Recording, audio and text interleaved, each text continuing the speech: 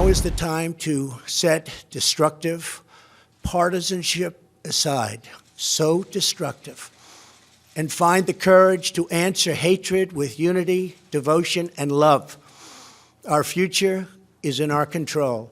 America will rise to the challenge. That was President Trump addressing the media Monday morning after a deadly weekend where more than 30 people were killed in 2 mass shootings, at least 22 dead in the incident in El Paso, Texas on Saturday, and 9 from Sunday's shooting in Dayton, Ohio. Politicians reacting. Senator Cory Booker blaming President Trump, tweeting, quote, "Trump is giving license to this kind of violence. He's responsible." All right, let's talk about the politicians jumping all over this crisis in the immediate aftermath, not the least of which was Beto O'Rourke, a former candidate for the Senate and congressman who's running for president, who did a press conference right outside the Walmart talking to witnesses and families of victims. Let's bring in clinical psychologist Dr. Jeffrey Gardier to see what is going on in their minds. Doc, thank you for joining me.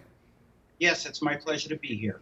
So let me ask you, Doc, forgetting about what the politicians are saying, I was a little surprised, even though we've seen a pretty big ego on Senator Cory Booker. Here's a guy running for president, but to come right out immediately and grab his own headline and attack the president and literally blame him for this, and then Beto O'Rourke doing almost the same thing. Is this destructive or constructive to have politicians grabbing a headline literally while the bodies are still warm? Bill, I think it's important to understand that the politicians, that is part of their job, to be able to come out and lead and talk about some of the things that they feel may be responsible for these mass shootings. But at the same time, it's a slippery slope.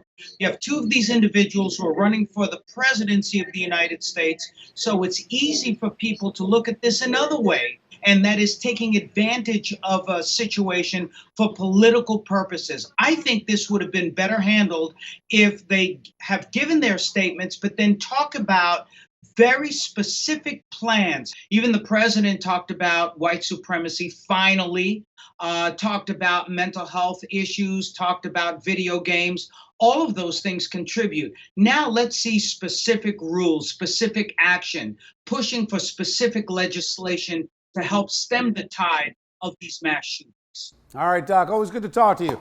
Thank you. Let's bring in tonight's A-plus panel. We're joined by Republican strategist Alex Wilkes. Good to see you again, Alex. And Peter Brown, who's a Democratic councilman in Linden, New Jersey, also back with us. Good to see you, Peter. All right, Alex, I'm going to start with you on this. I can't help but think that there's a frustration out there that you've got Cory Booker being, in my opinion, incredibly irresponsible, blaming the president, going so far as to saying anyone who doesn't condemn the president is effectively complicit with this mass shootings. Why are we not talking to local law enforcement, local social workers, teachers, parents, et cetera, on the ground to find out what's happening? Well, unfortunately, the incentives are too perverse for these politicians to stay silent. They're looking to get in a fundraising email like Kamala Harris did. They're looking to get that soundbite that's going to advance them just a few more feet in the Democratic primary. And it's really sad that we are at this moment again in American history where we're having to discuss one of these mass shootings and what has caused this. I mean, as someone who actually has a degree in psychology and someone who is a politician, what you see is that politicians are looking to be more like celebrities than actually fix the problem.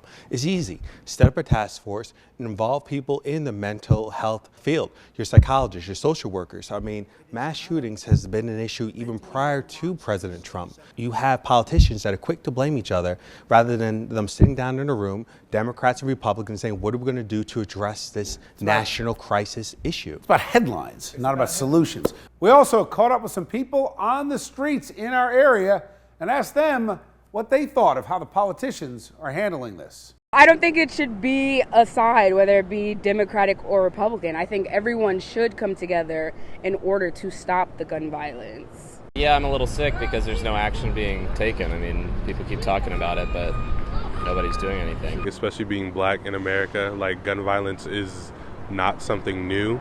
All right, a little bit later in the show, I'm going to be talking to a behavioral specialist to talk about some root causes. What is driving some young people who are frustrated, angry, etc., to this kind of mass violence?